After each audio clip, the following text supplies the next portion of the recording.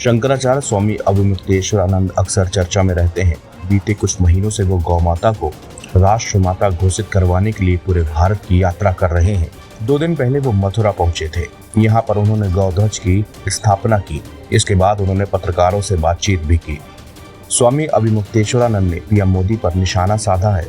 उन्होंने कहा कि पीएम मोदी के 2 चेहरे सामने आए हैं। एक चेहरा तो ये है कि उनके आवास में गाय है और वो गाय से दुलाल करते हुए नजर आ रहे हैं, मगर एक चेहरा और भी सामने आया है।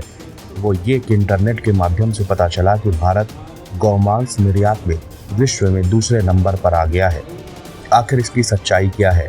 किसी भी इंसान का एक चेहरा हो सकता है। हम ये मांग करते हैं कि पीएम मोदी अपना एक वास्तविक चेहरा हमारे सामने लेकर आएं और गौ माता को राष्ट्र माता घोषित करवाएं।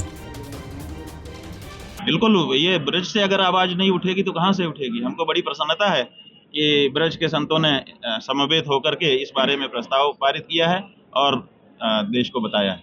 प्रधानमंत्री लगातार महाराज जी मन की बात कर रहे हैं। आज भी उन्होंने क्या कर रहे हैं? प्रधानमंत्री मन की बात कर रहे हैं। आज भी मन की बात की है और उन्होंने भाई उनके मन की बात भी अच्छी है। वो हमारे प्रदेश के प्रधानमंत्री हैं। वो जब करते हैं हम लोग सब सुनते हैं, लेकिन हम देशवासियों के मन की बात वो कब सुनेंगे। हम देशवासियों के मन की बात यह है कि गाय हमारी माता है और आप उसको काट करके बेचना और उसके लिए आप अनुमति दे रहे हो, ये हम लोगों को ठीक नहीं लग रहा है।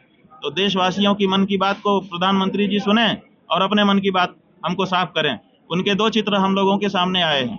एक, उनके घर में आप लोगों के माध्यम से हमको पता चला है कि उनके पूजा घर में गाय गई है। वहाँ पर उन्होंने उसको शॉल ओढ़ाया है, वहाँ पर चुनरी ओढ़ाई है, माला पहनाया है, गोद में लेकर के उसको दुलार रहे हैं, पुचकार रहे हैं। एक चेहरा उनका आपके माध्यम से हमको ये दिखाई दिया है। और दूसरा चेहरा ये है कि भारत जब डाटा निकाल करके देखते हैं इंटरनेट पर, तो पता चलता है कि भारत विश्व में दूसरे नंबर पर आ गया गौमांस का निर्यात करने वाले देशों में। तो एक तरफ गौमांस को निर्यात करने का बढ़ावा उनके कार्यकाल में मिल रहा है और एक तरफ गाय की पूजा आरती हो रही है। ये 2 तरह के चेहरे नहीं होते हैं किसी का भी चेहरा एक ही हो सकता है। तो हमको अब ये जानना है कि उनका असली चेहरा कौन सा है, वो गाय की पूजा करने वाला कि गौमांस के निर्यात को बढ़ावा देने वाला। उन्होंने आरएसएस ने उसका समर्थन किया है कि एक हिंदू एकजुट रहेगा तो संगठित रहेगा, बचा रहेगा, अगर बट गए तो कट जाएंगे। बात यह है कि बट गए तो कट गए, जो भी आपको कहना है, आप शब्दावली जो भी कहें, ये जरूर है कि देश में एकता होनी चाहिए।